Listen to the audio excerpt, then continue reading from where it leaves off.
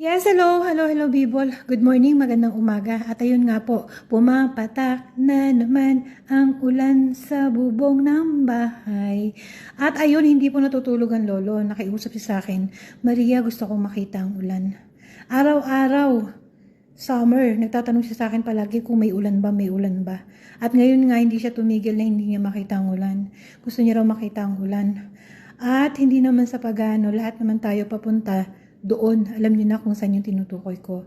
At baka ito ang huling ulan, huling patak na makita niya na. Hindi natin masabi yung panahon, di ba? Lalo sa sitwasyon ni Lolo ngayon, minsan malakas, minsan mahina, madalas wala sa sarili. At lahat naman tayo ay doon pupunta. So sinamahan ko siya.